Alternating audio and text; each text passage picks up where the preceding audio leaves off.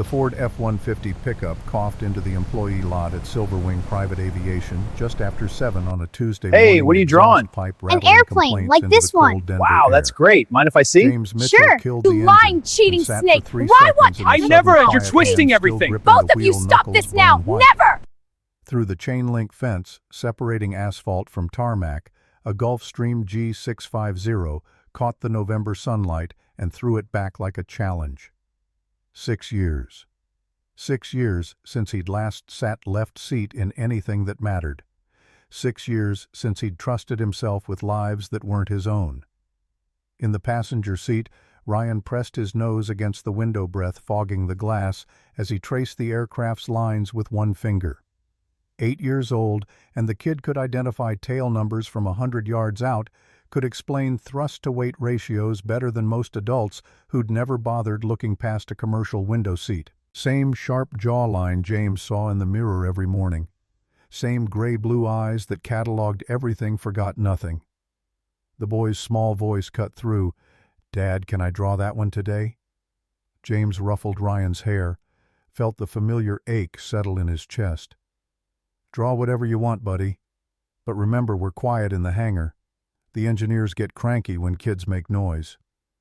His eyes tracked back to the G650 on the apron tail number N650VB gleaming in fresh paint. Something about the way it sat bothered him. Port side listing maybe half a degree low. Could be nothing. Could be a hydraulic pressure bleed overnight. Old instincts never died.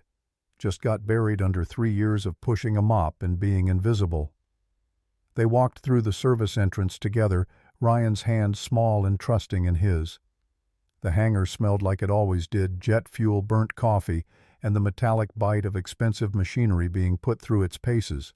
James clocked in at exactly 7, grabbed his maintenance cart from the equipment cage, and began the daily routine he could perform in his sleep.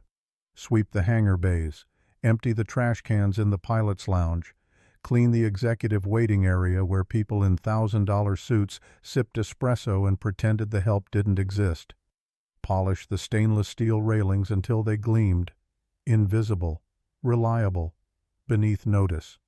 Exactly how he'd designed his life after everything fell apart. Ryan settled into his usual corner behind the maintenance cart with his sketchbook and colored pencils, the same spot he'd claimed 3 years ago on James's first day. The boy would sit cross-legged with his drawing supplies, sketching aircraft with a detail that made engineers do double takes when they happened to glance over. Today he was working on the G650, rendering it in careful pencil strokes, labeling parts in block letters an 8-year-old had no business knowing. Fuselage, empennage, turbofan engines, winglets. James paused his mopping, knelt beside his son. "What's this part called?" Ryan pointed to the wheel assembly without hesitation. "Main landing gear. See how it retracts into the belly. There's a hydraulic actuator that controls the extension and retraction sequence." Pride swelled in James's chest, mixed with the familiar guilt that never quite went away. "Exactly right, buddy. Hydraulics are just muscle systems for machines." The kid absorbed it, filed it away with everything else James taught him in the margins of a life that should have been bigger, fuller, louder. Ryan's pencil moved across the page with the confidence of a child who'd spent 3 years watching, listening, learning. Then the pencil stopped. The boy's voice came quieter this time, weighted with something heavier than curiosity. "Dad, do you miss it? Flying them?"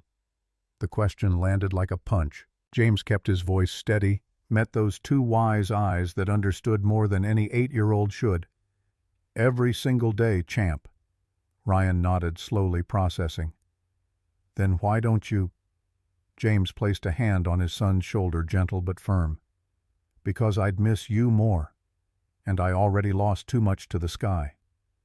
The boy accepted this with the solemn understanding of someone who'd learned early that fathers carried scars you couldn't always see. He returned to his drawing, but the ease had gone out of his pencil strokes. The weight settled between them like a third presence, familiar and unwelcome. James stood, returned to his mop, and tried not to think about what Ryan didn't know. Couldn't know. The screaming in the headset. The ejection sequence that fired for one seat and failed for the other. Lieutenant Marcus Hayes's last words crackling through static, "James, I can't see, I can't," and then nothing. Nothing but the sound of impact and the silence that followed, heavy enough to crush a man's soul. The Board of Inquiry had cleared him. Mechanical failure, they'd said. Manufacturing defect in the seat's rocket motor initiator. Not pilot error. Not James's fault that he'd pushed the prototype past recommended parameters, ignored Marcus's warnings about going too fast, too steep, chasing the edge of what the aircraft could do instead of what it should do. Not his fault in the legal sense. But the image of Rachel Hayes holding her newborn daughter at the funeral, the way she'd looked at James, not with accusation, worse with pity, and something that might have been forgiveness, that was a verdict no board could overturn. James shook his head, forced the memory back into its locked box where it belonged. He focused on the present, the smooth motion of the mop across concrete, the satisfying sound of debris hitting the dustpan. The weight of responsibility that fit his shoulders, now smaller, quieter, but infinitely more precious than anything he'd carried in a cockpit. 20 feet away, the engineering team clustered near the diagnostic computer's voices carrying across the hangar, with the confidence of people who'd never been wrong enough to learn humility. Dr. Sarah Winters stood at the center, blonde hair pulled into a severe bun, wire-rimmed glasses reflecting the glow of her tablet screen. Chief engineer, 34 years old, MIT diploma, metaphorically tattooed across her forehead. She gestured at sensor readouts with the kind of certainty that came from trusting machines more than instinct. Beside her, Tyler Brooks wore noise-canceling headphones even in conversation, the kind of guy who treated human interaction as an unavoidable bug in an otherwise efficient system. 31 Caltech pedigree fingers flying across his iPad with the speed of someone who thought faster than most people could speak. They argued about sensor calibrations and firmware updates, speaking in acronyms and jargon designed to exclude anyone who didn't have the right credentials hanging on their wall. James knew their names, knew their backgrounds from 3 years of invisible observation. None of them knew he held an aerospace engineering degree from Embry-Riddle. None of them knew he'd logged over 3,000 flight hours in experimental aircraft that could kill you if you sneezed wrong. None of them knew the janitors sweeping their floors had designed hydraulic fail-safe systems for the F/A-18 Super Hornet, and James preferred it that way, preferred the anonymity, preferred the predictable schedule that let him pick Ryan up from school every afternoon at 3:30, preferred the simple math of exchanging prestige and adrenaline for something more valuable, being present in his son's life every single day without exception. He moved through the space with quiet efficiency, and as he swept beneath the wing of a Bombardier Challenger, his eyes caught something that made him stop. A faint shimmer of hydraulic fluid weeping from a service panel, visible only if you knew what to look for, only if you'd spent years learning to read the subtle language machines spoke when they were dying. James pulled out his phone, opened the maintenance app, and logged the observation with precision that would have surprised anyone who thought janitors just pushed mops. Bombardier N4792C, starboard wing panel 7B, hydraulic seepage detected. Thermal signature 15 degrees above normal baseline. Gasket degradation probable. Flight risk assessment high. Recommend immediate inspection prior to next scheduled departure. If ignored, catastrophic pressure loss estimated within 3 flight hours. He submitted the report. The app confirmed delivery to Dr. Sarah Winters' queue. Report number 1248. Same as the previous 1247, delivered time-stamped and completely ignored. James returned to sweeping. The engineers never looked up from their screens. Across the hangar, Sarah's tablet chimed with an incoming notification. She glanced at it, saw the maintenance alert, and swiped it away without reading past the first line. Too busy arguing with Tyler about whether the sensor anomaly on the G650 was a hardware fault or a software glitch. Too certain of her own expertise to consider that the answer might be simpler, older, more mechanical than digital. The APU on the G650 fired up for a test cycle, and James froze mid-sweep. That sound. The high-pitched whine buried underneath the normal turbine noise. Metal singing under thermal stress. The kind of frequency that resonated in your bones if you'd heard it enough times in enough cockpits, if you'd learned the hard way that machines warned you before they killed you, if only you knew how to listen. His mind cataloged the sound automatically, cross-referenced it against 3,000 hours of experience. Thermal warping, flow regulator housing, mounting bolts loosened by expansion and contraction cycles. The pressure fluctuations Sarah's team was chasing weren't a sensor problem at all. They were a symptom. The real issue was physical mechanical analog, something their screens would never show them because they weren't asking the right questions. James pulled out his phone again, typed with the careful precision of someone who understood that words could save lives. Gulfstream N650VB. Hydraulic pressure fluctuation, not sensor fault. APU acoustic signature indicates thermal distortion in primary flow regulator housing. Mounting bolts estimated 1/4 turn loose due to thermal cycling. Symptom progression. During a PU startup, housing temperature rises to 320 to 340 degrees Fahrenheit. Metal expands. Gap widens between housing and pressure seal. Rubber gasket flexes unevenly. Pressure fluctuates. Critical warning. If aircraft departs in current condition, seal will fail catastrophically during high thrust demand, most likely at rotation speed during takeoff acceleration. Loss of hydraulic pressure equals loss of flight control surfaces. Survivability near zero. Recommend immediate manual inspection regulator assembly station 4C port wing route. He hit submit. Watched the notification disappear into Sarah's message queue. 11:43 a.m., time-stamped, logged, ignored. James went back to his mop. The engineers went back to their argument. And somewhere in the executive parking lot, a Cadillac Escalade was about to arrive that would change everything. The sound hit the hangar before the vehicle did expensive tires on polished concrete brakes, chirping as the black Escalade skidded to a stop inches from the safety line marked in yellow paint. The passenger door flew open, and Victoria Blake stepped out like a storm given human form. Phone pressed to her ear. Brooks Brothers suit in charcoal gray that probably cost more than James made in a month. Stuart Weitzman, heels clicking across the concrete like gunshots. Every line of her body language broadcasting control and consequence, the kind of impatience that came from never hearing the word no and never believing it when she did. Everyone at Silverwing knew her. Victoria Blake, CEO of Blake Aviation Holdings, owner of the G650, currently sitting on the tarmac with a time bomb hidden in its hydraulic system. The woman whose signature appeared on every paycheck James received, filtered through 3 layers of management to maintain the necessary distance between money and the people who made money possible. She was younger than he'd expected, late 30s maybe. Dark hair pulled into a severe bun, every strand in place despite what sounded like a phone call designed to ruin someone's day. The conversation echoed across the hangar loud enough that everyone stopped pretending not to listen. "Richard, I don't care what the board thinks. The Goldman Sachs meeting is 8 a.m. tomorrow in Manhattan.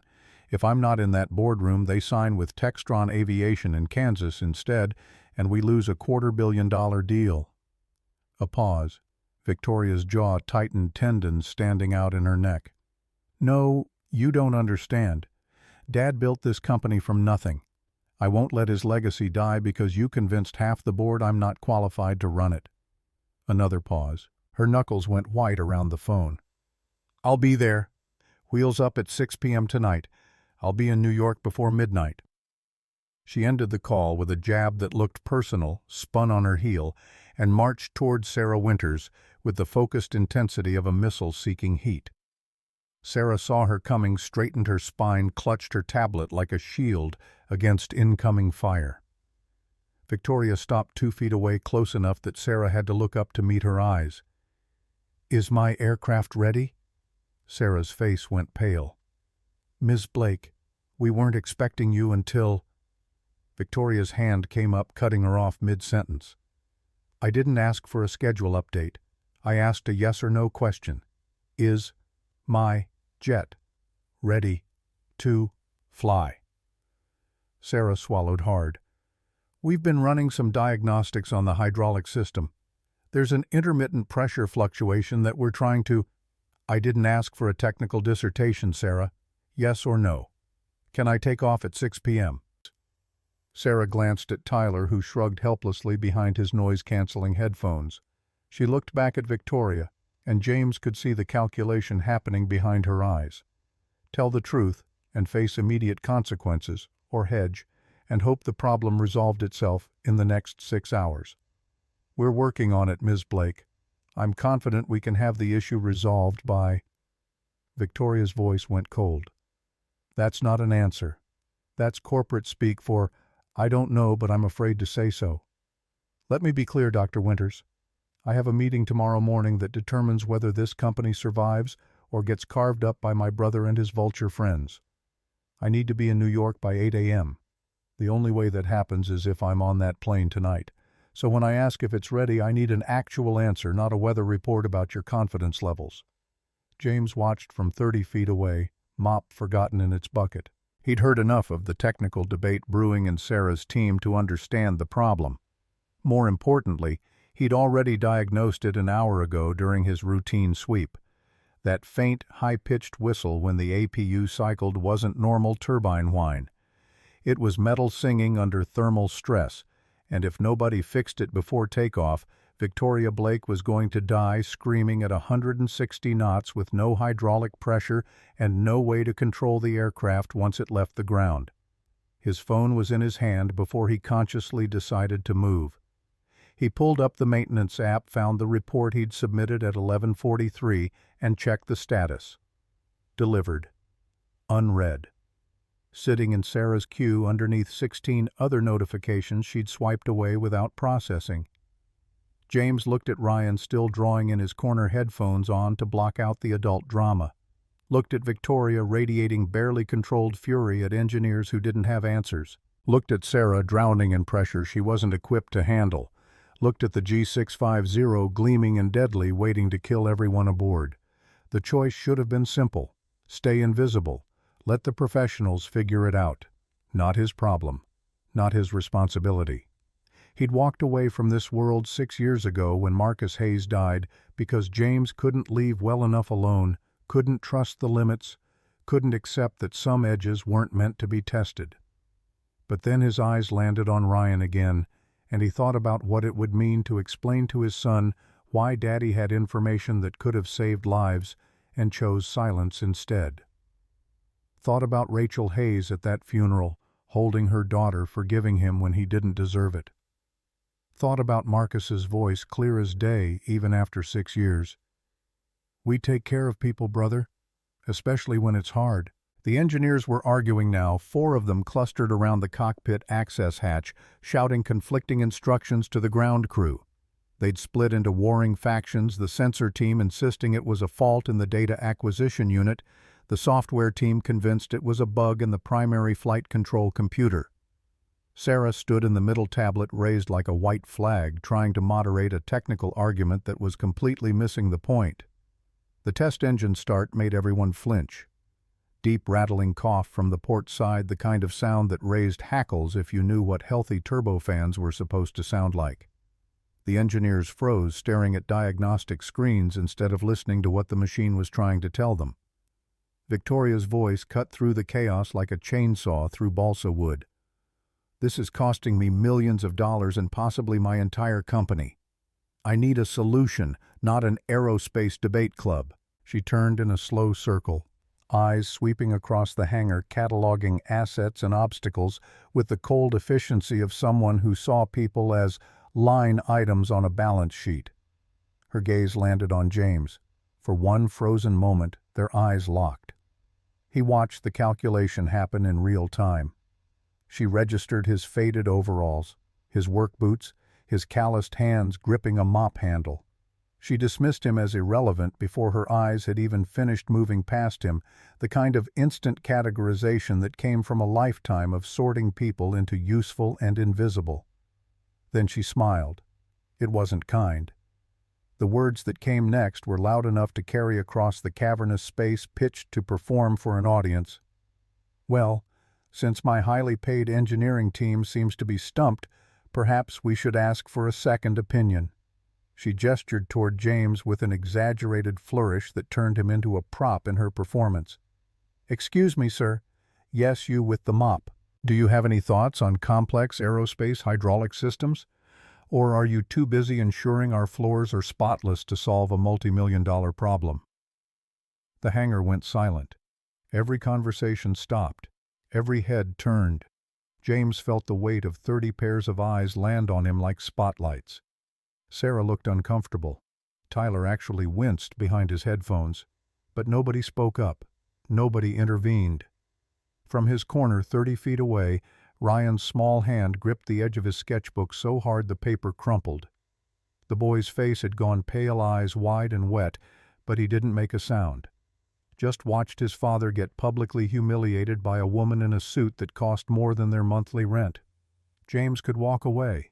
Should walk away. He'd perfected the art of invisibility over 3 years, learned to let insults slide off like rain on waxed composite. Could nod, mumble something about getting back to work, disappear into the background noise of the hangar where he belonged. But then he saw Ryan's face, 8 years old, watching his father accept mockery without defending himself, not understanding why Dad, who knew everything about planes, who could fix anything, who was the smartest person Ryan knew, just stood there and took it. James made a decision. He set down the mop with deliberate care, straightened to his full height, and met Victoria's gaze with the calm he'd learned in 1,000 emergency situations where panic meant death. His voice came level, professional, giving her nothing to grab onto except competence. "Actually, ma'am, I submitted a maintenance report an hour ago identifying the likely cause of your hydraulic issue." Victoria's smile faltered, confusion bleeding through the mockery. "Excuse me?" James kept his voice steady, factual, stripping emotion from the technical truth. "The pressure fluctuations your team is observing aren't a sensor fault.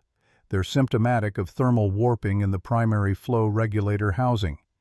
The intermittent readings correlate with APU power cycles, which suggests the mounting hardware is experiencing stress-induced expansion. If you attempt to fly the aircraft in its current condition, the seal will fail catastrophically during high-thrust demand, most likely at or shortly after V1 rotation speed. That's approximately 160 knots during takeoff acceleration. Loss of hydraulic pressure at that speed means loss of flight control surfaces. The aircraft becomes unflyable. Everyone aboard dies." The silence that followed was absolute, broken only by the hum of ventilation systems and someone's sharp intake of breath. Sarah's fingers flew across her tablet, pulling up the maintenance queue, bypassing the filtered display that had been masking the problem. Her face drained from pale to ash gray as she found the report, time-stamped 11:43 a.m., every technical detail matching exactly what her sensors were showing. Her voice came out barely above a whisper. "Jesus Christ. He's right. The report's here. Every word of it."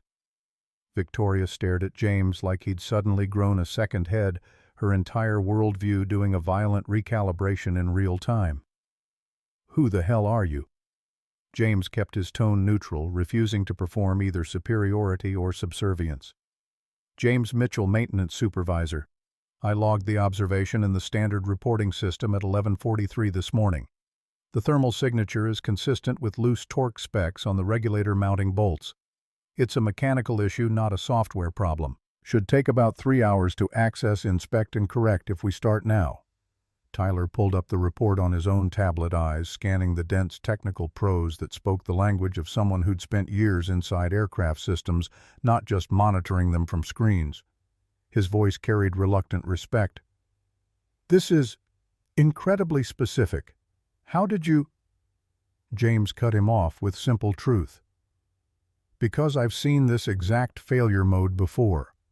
Gulfstream G550 prototype 2016. Same symptom set, same root cause. The computer can't diagnose it because the sensors are reporting accurately. The pressure is fluctuating, but the fluctuation is physical, not digital.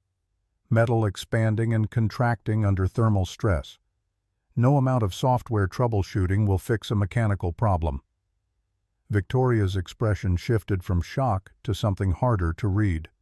Embarrassment, maybe. Anger, definitely. The careful construction of her authority cracking under the weight of having publicly humiliated the one person who actually knew how to solve her problem. She turned to Sarah, voice tight with barely controlled fury. "Is he qualified to make this assessment?" Sarah scrolled through James's employee file, frown deepening with each line of text that appeared on her screen.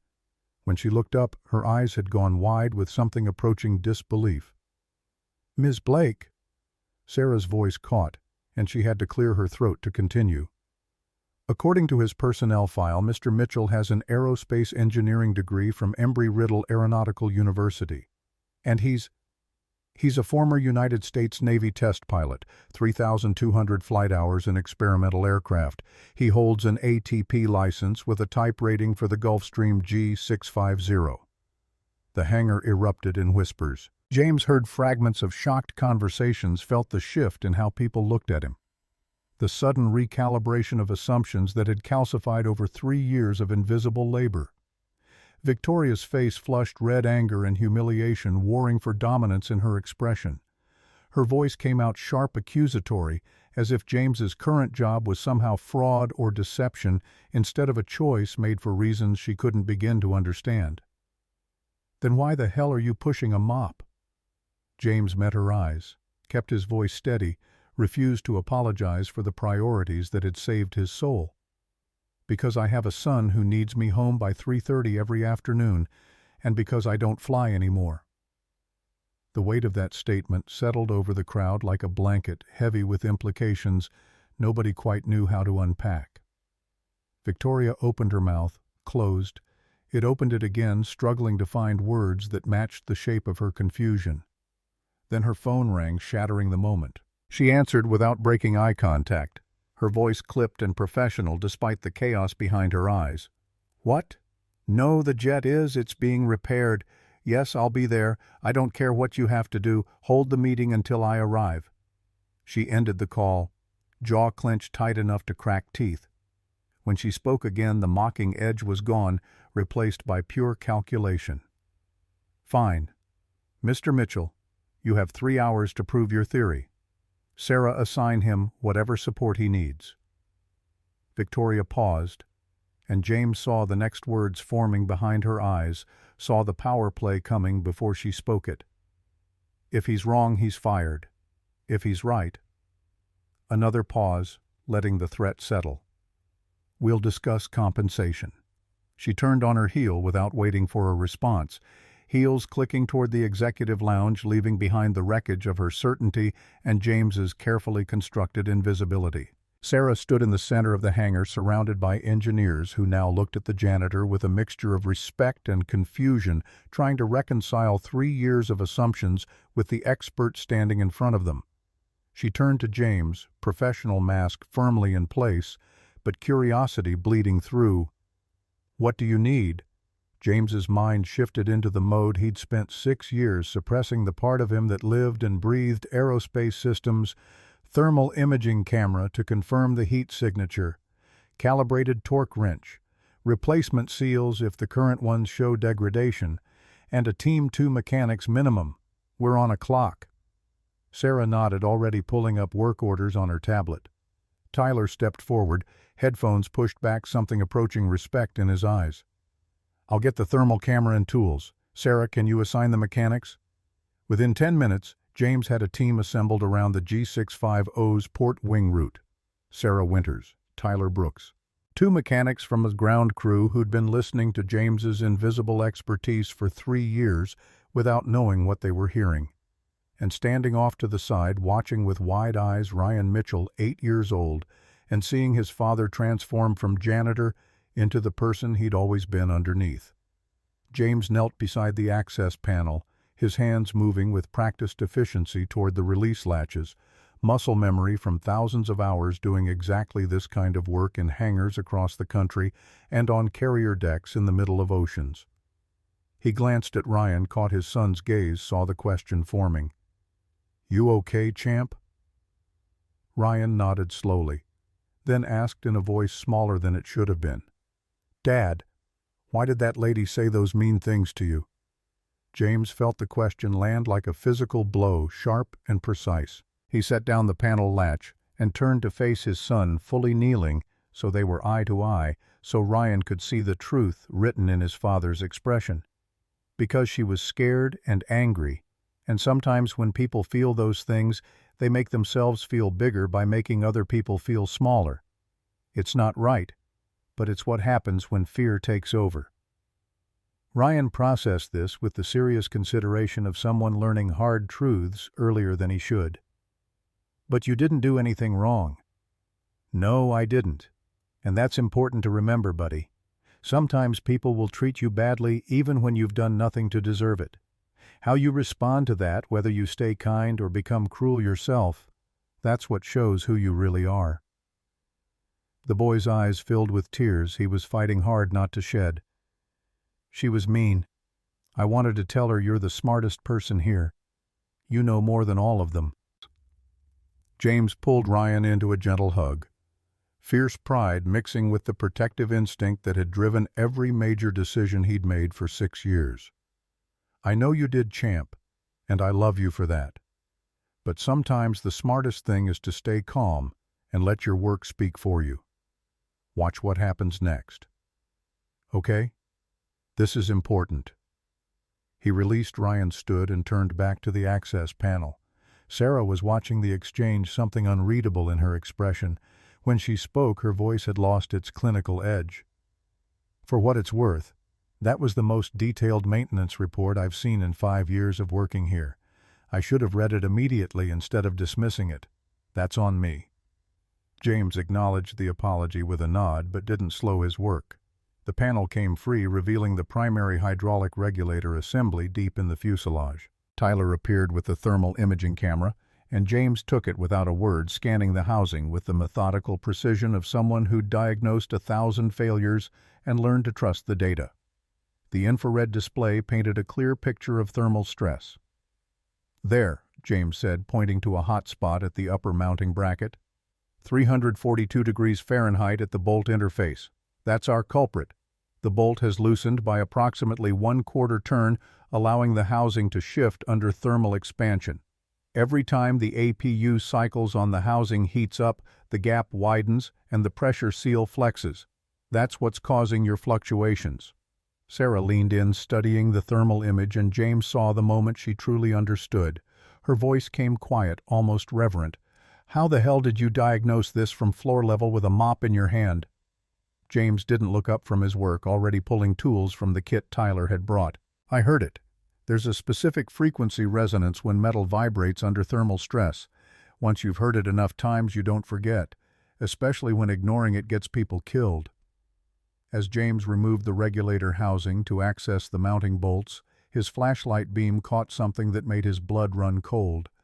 A hairline crack in the adjacent fuel line bracket, barely visible without magnification, running parallel to the main fuel line that fed the port engine. The crack was small, hadn't propagated far yet, but it was there, stress fractures radiating from a mounting point that had been flexing under thermal cycling for who knew how long. His voice went tight, professional distance, barely containing the urgency. "Sarah, get over here. Now!" The chief engineer knelt beside him, followed his pointing finger, and went pale. "Jesus Christ, that wasn't there on the last inspection 3 weeks ago." "No," James agreed, already running calculations in his head. "It's stress-induced, probably from the same thermal cycling that loosened the regulator bolts. The bracket is mounted too close to the heat shield. Every time the engine runs hot, it flexes the metal. Eventually—" He didn't need to finish the sentence. Everyone in the circle understood what eventually meant. Catastrophic failure, fuel line rupture, fire, death.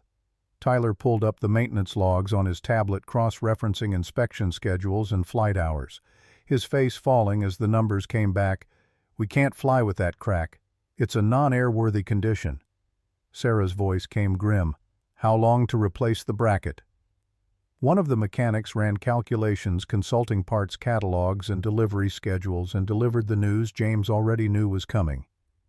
8 hours minimum to fabricate and install a replacement. We'd have to machine it custom since this isn't a standard part. And that's assuming we can source the raw materials locally. Victoria appeared as if summoned by bad news, her presence announced by the sharp click of heels on concrete. "What's the delay?" Sarah turned to face her, and James watched the chief engineer find courage he hadn't seen in her before. "Ms. Blake, we have a secondary issue. There's a stress crack in the fuel line bracket adjacent to the regulator assembly. The aircraft is not airworthy for flight until we replace the bracket. Earliest estimate is tomorrow afternoon." Victoria's face went through a rapid sequence of emotions: shock, denial, anger, calculation. When she spoke, her voice was deadly calm, in the way that preceded either surrender or catastrophic decisions. "Is there any way to make a temporary repair, enough to get me to New York tonight?" Every engineer looked at James. He felt the weight of their expectation, their deference to expertise they'd ignored for 3 years. And he felt the trap closing around him, the universe conspiring to pull him back into a world he'd sworn to leave behind. "There's a way," he heard himself say, each word measured and careful. "But it's risky. I can fabricate a reinforcement bracket, custom titanium strut at a 45-degree angle to distribute the load with high-temperature ceramic insulation to reduce heat transfer, combined with limiting engine thrust to 85% maximum to reduce thermal stress. If executed correctly, it would hold for 1 flight, maybe 2. But it requires constant monitoring during flight, someone in the cockpit who understands thermal dynamics, someone who can watch fuel pressure and engine temps in real time and adjust thrust accordingly." The implications settled over the group like fallout. Sarah found her voice first. "You mean someone would have to fly it, monitor the repair actively during the flight?" "Yes." "And that someone would need a type rating for the G650. "Yes." Tyler looked up from his tablet, reading between the lines with uncomfortable clarity. "You'd have to fly it." James looked across the hangar at Ryan, 30 feet away, but feeling like miles. The boy had moved closer, near enough to hear the conversation, but pretending to focus on his sketchbook the way kids did when they sensed the adults were deciding something that would change everything. Their eyes met across the space. James saw the question forming in his son's expression, the confusion and hope warring behind 8-year-old wisdom that shouldn't exist yet. Ryan's small voice carried despite the distance. "Are you going to help them, Dad? Even after how she treated you?" The question hung in the air, unanswerable and unavoidable. James thought about Marcus Hayes, whose last words were static and terror. Thought about Rachel at the funeral forgiving what couldn't be forgiven. Thought about 6 years of penance, of choosing safety over risk, presence over glory, Ryan over everything else that used to matter. And thought about what kind of man he wanted his son to see when he looked at his father. "Yeah, champ," he said quietly, the decision already made even though the words felt like stepping off a cliff. "I'm going to help." Victoria's phone rang again. She answered, voice clipped. "What?" "Yes, I understand the urgency. Tell Goldman Sachs I'll be there by 8 a.m. tomorrow. Guaranteed." She ended the call and turned to James with calculation naked in her eyes. "What would it take to convince you to fly my aircraft to New York tonight?" James held her gaze, feeling the weight of what came next, the negotiation that would either restore his dignity or confirm its loss. 3 conditions, non-negotiable. Name them. 1. This is a single flight contract. When we land at Teterboro, I walk away. You don't contact me again unless you're offering a position I'm completely free to refuse without consequence. Victoria didn't hesitate. Agreed. 2, I need full flight authority. In that cockpit, what I say is law. If I determine we need to abort, we abort. If I call for an emergency landing, we land. You're the client, but I'm pilot in command. Clear. Victoria's jaw tightened. Control didn't surrender easily, but she nodded. Agreed. James took a breath, steadying himself for the part that mattered most. 3. I need to explain this to my son, and you need to be there when I do it. Victoria blinked, thrown completely off balance. Me? Why? Because Ryan watched you humiliate me this morning. He watched his father stand there and take it, and he didn't understand why I didn't defend myself. Now I'm about to do a favor for the woman who mocked me, and he needs to understand why. He needs to hear you acknowledge what you did wrong. And he needs to see that sometimes you help people even when they don't deserve it, because that's what separates men from boys. Something shifted in Victoria's expression, armor cracking around the edges. Her voice came quieter. You're using your son as leverage. I'm using this as a teaching moment. Ryan needs to understand that dignity matters more than money, that you don't compromise your values just because someone's powerful. But he also needs to understand that kindness isn't weakness, that forgiveness isn't surrender. That's a complicated lesson for an 8-year-old. I need your cooperation to teach it. Silence stretched between them, weighted with calculation and something that might have been respect. Finally, Victoria spoke, "Okay, let's go talk to your son." They walked across the hangar together, an unlikely pair, the janitor in stained overalls and the CEO in her Brooks Brothers suit. The contrast drew stares from the remaining crew, but neither James nor Victoria acknowledged the attention. Ryan watched them approach, expression guarded, protective, ready to defend his father, even if he didn't know how. James knelt beside his son, bringing himself to eye level the way he always did for important conversations. "Hey, buddy, we need to talk." Ryan's response came immediate, cutting through preliminaries with 8-year-old directness. "Are you going to fly the plane?" "Maybe. But first, Ms. Blake has something she wants to say to you." Victoria knelt as well, making herself physically equal with a child, abandoning the height advantage that power usually claimed. Ryan stared at her with the unflinching directness of someone too young to have learned polite deception. When Victoria spoke, her voice carried none of the steel from earlier, just genuine contrition. "Ryan, this morning, I said very cruel things to your father. I made fun of him in front of many people, and I did it on purpose because I was angry and scared about my business problems. What I did was wrong. It was mean and it was unfair, and I'm very sorry." Ryan didn't respond immediately. He looked at his father silently, asking permission to speak his mind. James nodded. The boy's voice came trembling but clear. "My dad's not just a janitor. He's a pilot, a really good pilot. He used to fly planes in the Navy, planes that tested new things and could crash if you made even small mistakes. He's really, really smart. He knows more about planes than anybody here." Victoria's voice stayed steady, accepting the rebuke. "You're absolutely right. I should have known that. If I'd bothered to read his employee file or if I'd paid attention to his maintenance report, I would have known. But I didn't, because I made assumptions based on his job instead of his actual abilities. That was ignorant and disrespectful." Ryan's 8-year-old logic cut straight to the core. "Why did you say those mean things?" Victoria paused, choosing words carefully, refusing to dilute the truth. "Because when I get afraid, when I'm worried about failing or losing something important, I sometimes get mean to other people. It's a bad habit I learned from my father, and I'm trying to fix it, but I still make mistakes. Your dad says you should apologize when you make mistakes, and he's right. That's why I'm apologizing now." Ryan processed this, turning it over in his mind with the seriousness of a child learning that adults were flawed too. "Are you going to be mean to him again?"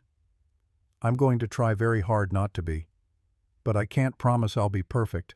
Sometimes grown-ups mess up even when they're trying their best." Ryan's next words came fierce with protective love. "If you're mean to him again, I'll be really mad at you." Victoria smiled slightly, the first genuine expression James had seen from her. "That's fair." Ryan turned to his father, the bigger question finally forming, "Are you going to help her even though she was mean?" James pulled his son close, feeling the weight of the moment, the teaching that would shape how Ryan understood the world. "Yeah, buddy. She needs to get to an important meeting, and I'm the only person who can safely fly her plane. But it means I'd have to do something I promised myself I'd never do again. Fly. Because of what happened to Marcus." The name hit James like a physical blow. Ryan knew the broad strokes: Uncle Marcus, who died in an accident, the reason Dad stopped flying, but not the details that woke James up at 3 a.m. with Marcus's screams still echoing in his ears. "Yeah, champ, because of Marcus." Ryan's next question was the one James both dreaded and needed to hear. Do you think Marcus would want you to help? The question landed perfectly precisely in the space where grief and duty intersected. James thought about Marcus Hayes, loud, generous, reckless Marcus, who'd once stayed up all night helping James study for engineering finals, even though his own exam was the next morning. Who'd been best man at James's wedding? Who'd sent a stuffed teddy bear when Ryan was born with a card that read, "Future Wingman"? Marcus, who died because James pushed too hard, chased glory instead of safety, ignored warnings in pursuit of finding the edge. I don't know, James said, forcing himself to be honest. Maybe. Marcus believed in helping people even when it was hard, even when it cost you something. He thought that's what made you a good man. Ryan nodded, decision crystallizing with the certainty only children possessed when they cut through complexity to truth. Then I think you should do it. But you have to promise you'll be safe. James felt tears threatening and pushed them down. I promise, Ryan. This isn't a test flight. It's a normal flight with a repair that needs careful watching. I'll be safe. Okay. Ryan looked at Victoria, channeling every protective instinct his 8 years had developed. You have to promise, too.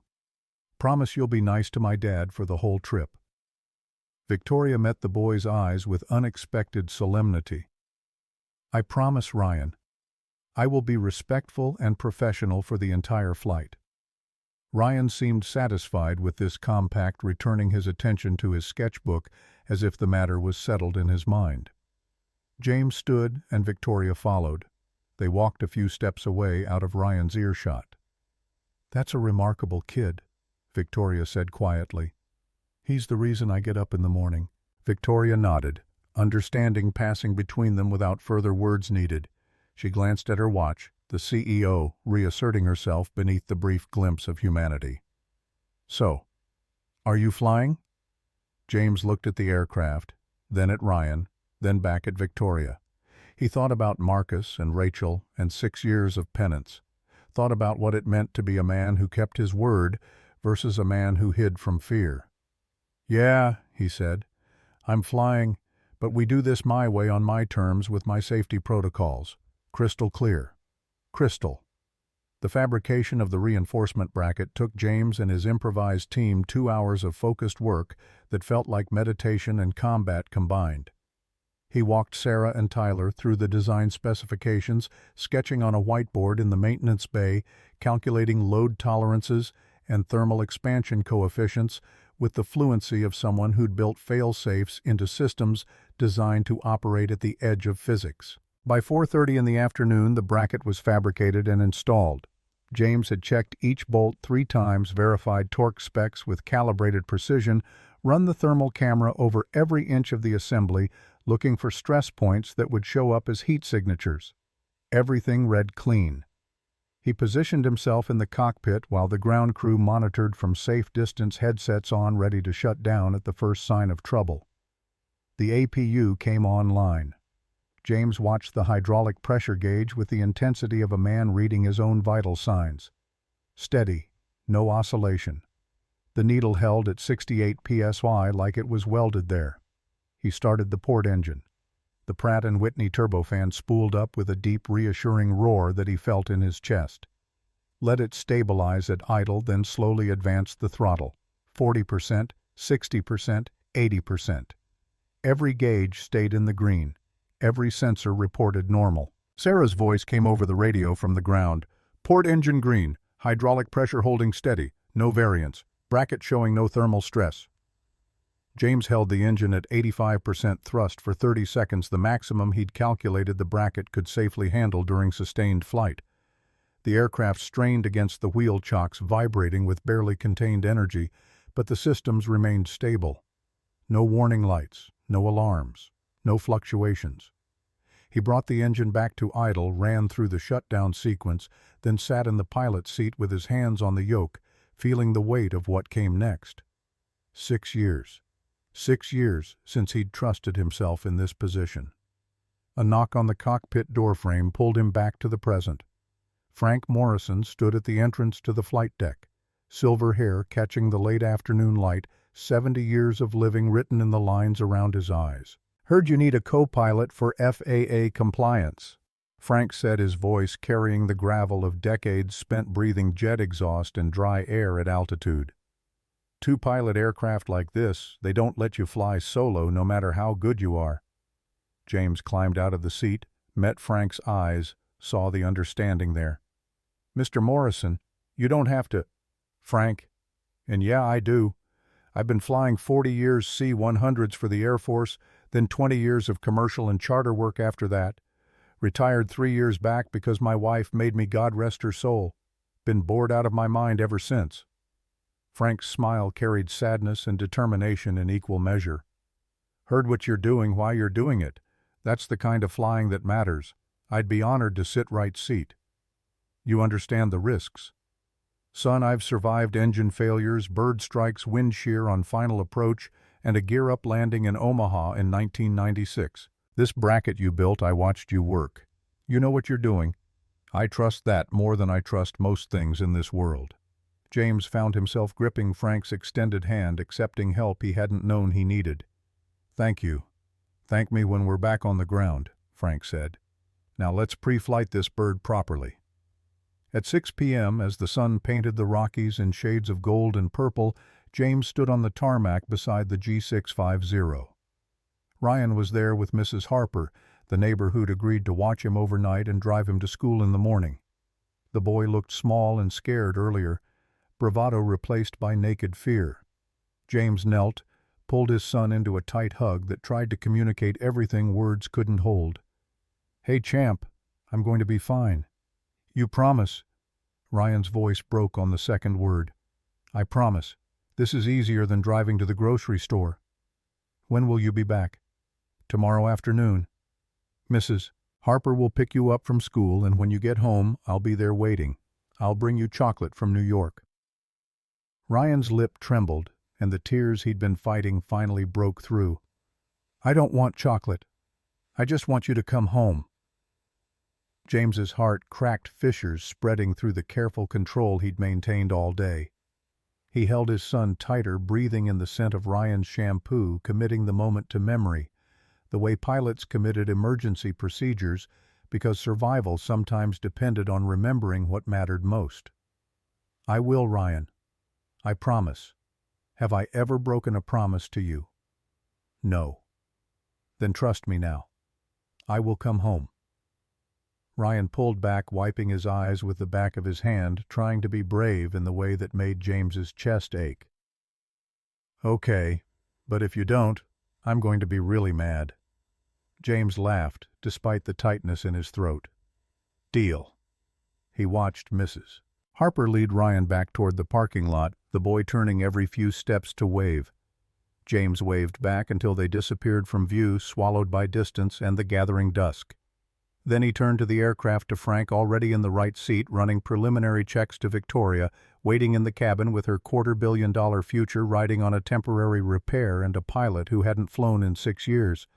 James climbed into the cockpit, settled into the left seat, and felt the rightness of it settle into his bones despite the fear. This was home, had always been home, even when he'd tried to convince himself otherwise. The question was whether he could do this without letting his demons turn it into a grave. His hands moved across the panel with muscle memory that 6 years hadn't erased. Battery on. APU start. Hydraulic systems check. The aircraft came alive around him, systems humming, displays glowing with information he'd once been able to read as fast as his own thoughts. Frank's voice came calm and professional. Primary hydraulic pressure 68 psi, secondary 67, both in the green. Fuel, full tanks, 4 hours to Teterboro at reduced cruise speed.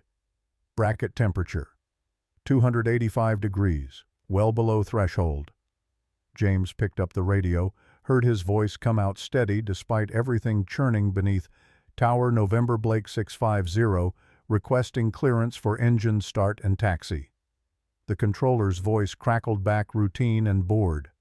November Blake 650 cleared to start. Winds 270 at 8 knots. James's hands moved to the throttles and he thought about Marcus one last time before pushing everything else away. "If you're listening, brother, guide us home safe." He started the engines. The Gulf Stream came alive beneath him, and James Mitchell, after 6 years in exile from the sky, prepared to fly. The G650 rolled forward under James's command, responsive and eager, a $250 million machine answering to hands that remembered how to speak its language. Tower cleared them to runway 35 left, and James guided the aircraft through the taxiway system with the muscle memory of someone who'd done this so many times the geometry was automatic.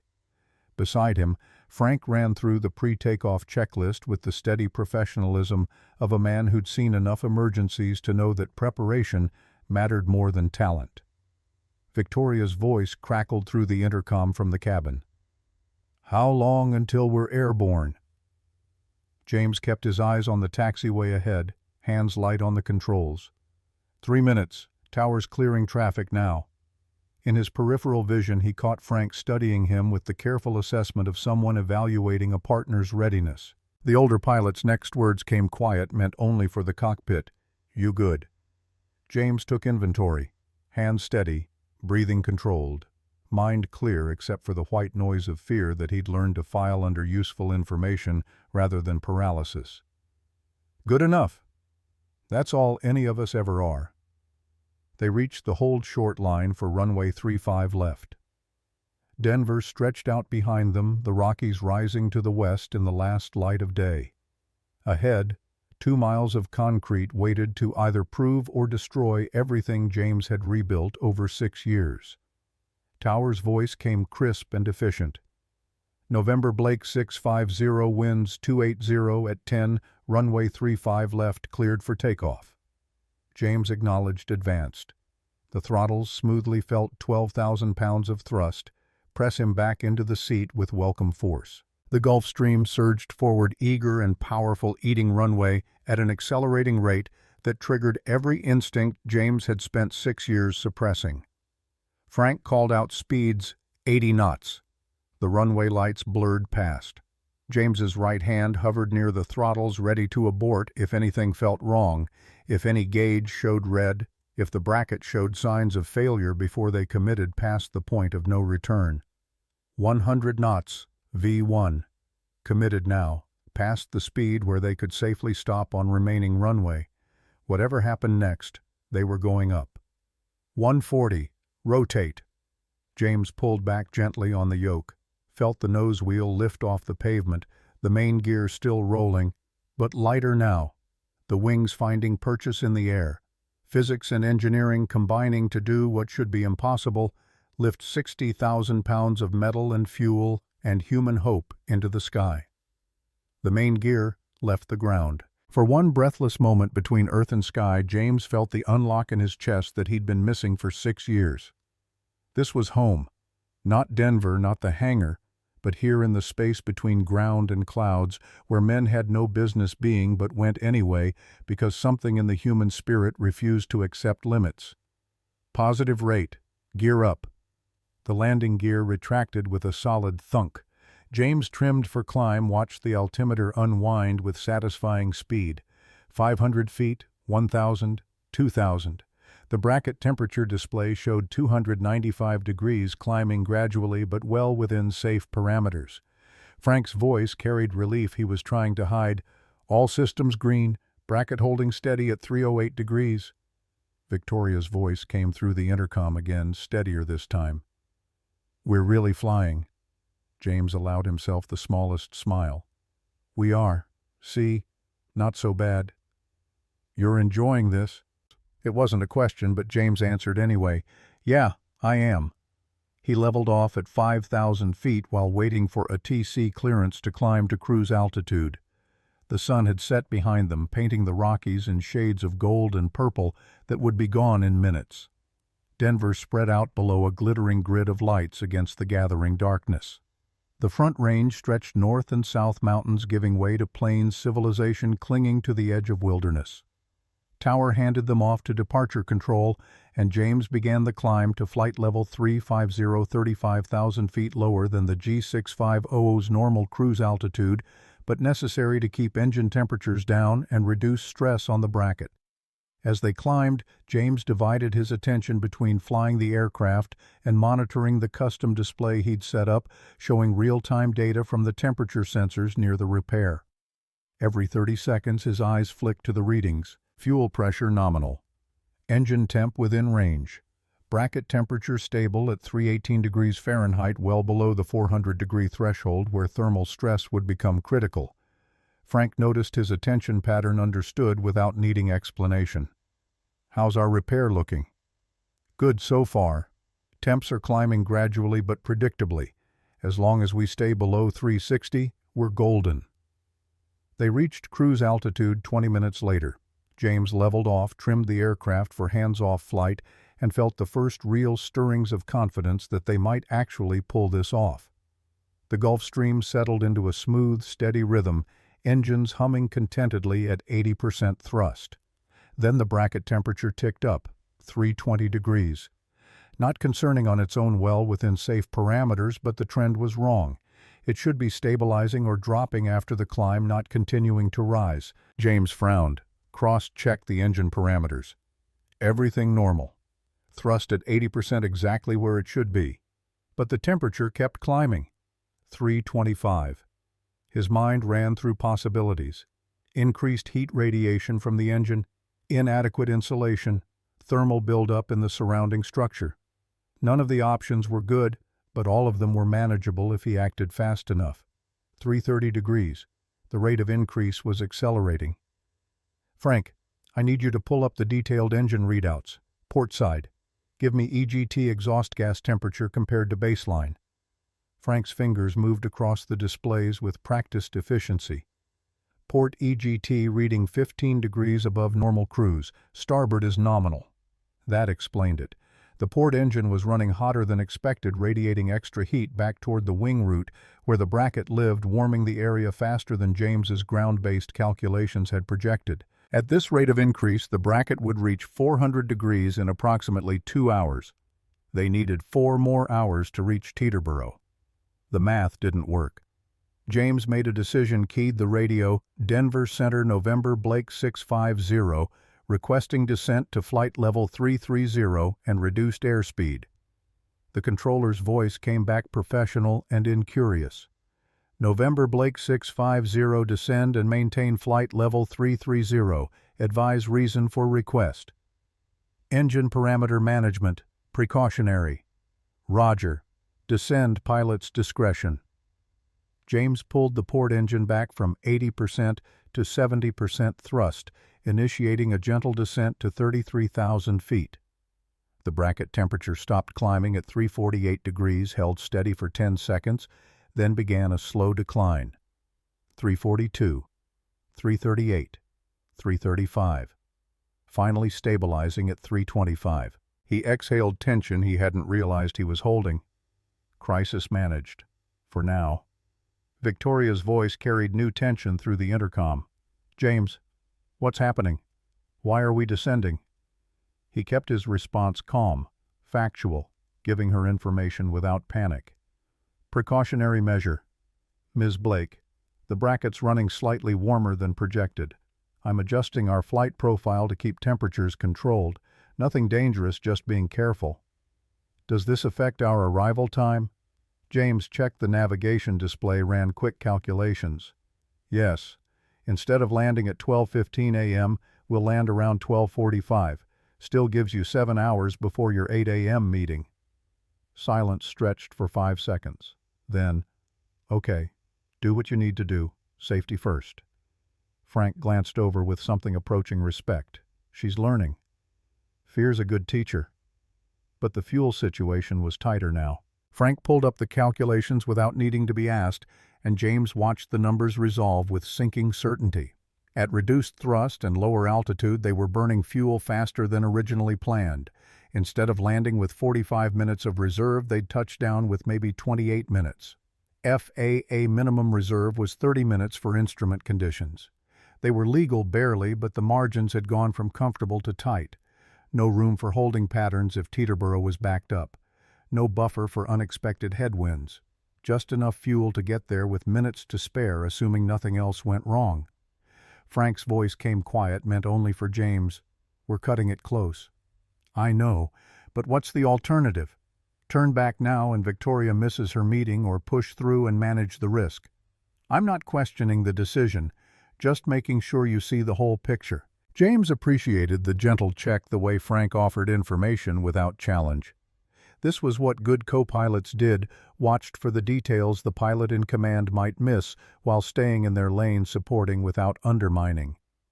The miles scrolled by beneath them. Kansas, Missouri, Illinois. The heartland of America passing in darkness below small towns, glittering like scattered stars. The Mississippi River, a black ribbon cutting north to south. James settled into the rhythm of long-distance flight, the meditation of monitoring instruments and making tiny corrections, the hypnotic quality of traveling 500 miles per hour while sitting perfectly still. At 8 p.m., crossing into Indiana, a TC's voice shattered the calm. "November Blake 650, be advised severe thunderstorm cell developing along your route near eastern Ohio. Tops at 45,000 feet. Multiple aircraft reporting severe turbulence and wind shear. Recommend deviation north or south." James checked the weather radar, saw the massive cell painted in angry reds and purples across their planned route. Deviation would add time. Time meant fuel. Fuel they didn't have to spare. Request deviation estimate. Time added for routing south of weather. Approximately 35 minutes additional flight time. James ran the numbers. 35 extra minutes meant landing with negative fuel, running dry somewhere over Pennsylvania, dead-sticking a $65 million aircraft into whatever field or highway presented itself, assuming they made it that far. Not an option. A TC unable to deviate. Will proceed direct through weather. Frank turned to look at him, expression carefully neutral. "You sure about this?" "No, but I'm sure we don't have the fuel to go around. We fly through or we don't make it." Frank absorbed this, nodded once, and started configuring the aircraft for turbulence penetration. He pulled up the severe weather procedures on his display, ran through the checklist with methodical precision. "Seatbelts check that Victoria's secured. Airspeed will want to slow to turbulence penetration speed. Autopilot recommend hand flying through the worst of it for better control." James keyed the intercom. "Victoria, we've got weather ahead. It's going to be rough for about 20 minutes. I need you to make sure your seatbelt is tight and stay in your seat no matter what happens." "Understood." Her response came tighter than before. "Understood. How rough are we talking?" "Rough enough that you'll be glad you're not eating dinner, but we've flown through worse. Just stay strapped in and try to keep breathing steady." They hit the first turbulence 10 minutes later.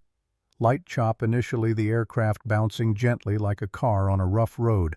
Then it intensified. Moderate turbulence, the kind that made loose objects float and stomachs drop. James disconnected the autopilot, took manual control, feeling the aircraft's responses through his hands on the yoke. Lightning strobed through the clouds ahead, illuminating massive formations that looked like mountains built from vapor and violence. Thunder cracked loud enough to hear over the engine noise, deep bass notes that vibrated the airframe. Then they hit the severe turbulence. The G650 dropped 500 feet in 2 seconds. James's stomach trying to exit through his throat, Frank grabbing the armrests with white-knuckled intensity. The aircraft slammed upward just as violently, positive G-forces pressing them into their seats, the wings flexing in ways that looked wrong but were well within design limits. Victoria's scream cut through the intercom, sharp and terrified. James fought to keep his voice calm, professional, the tone of command that came from training and necessity. "Victoria, listen to me. You're safe. This is well within aircraft limits. The wings are designed to flex like this. Focus on breathing in through your nose, out through your mouth. You're going to be fine." Another drop, this one 600 feet, the altimeter unwinding so fast it blurred. The aircraft rolled 15 degrees left, then whipped right, James countering with smooth control inputs, not fighting the turbulence but riding it, letting the aircraft move within limits while keeping them from exceeding structural tolerances. Frank called out the critical information. "Airspeed good, Altitude, we're getting hammered but staying in assigned airspace. Bracket temperature. He paused and James heard the concern. 350 degrees and climbing. The turbulence was shaking the airframe, creating vibrations that translated to heat in the bracket assembly. 355, 360, 368. They were approaching the threshold where thermal stress would start degrading the repair, but they couldn't reduce thrust. Not in these conditions. They needed power to maintain control, to fight through the violent air, to keep from being thrown into an unrecoverable attitude. James made a choice. We hold thrust where it is. If the bracket hits 400, we declare emergency and divert to the nearest suitable airport. But until then, we push through. 375 degrees, 382, 390. Lightning struck close enough that the flash burned after images into James's vision. Thunder came simultaneously, a crack like the sky splitting open. The aircraft shuddered, electrical systems flickering as the lightning's electromagnetic pulse washed through the airframe. Frank's console lit up with warnings. Master caution, hydraulic system secondary showing pressure drop, down to 55 psi from 68. The secondary hydraulic system was failing. Not the one James had repaired that was holding steady, but the backup system, the redundancy that gave them safety margins if the primary failed. If they lost both hydraulic systems, they lost all flight control. The aircraft would become unflyable. Bracket temperature hit 395 degrees. 5 degrees from the threshold James had calculated as maximum safe operation. And then as suddenly as it began, the turbulence eased. Clear air, smooth flight, stars visible through breaks in the clouds ahead.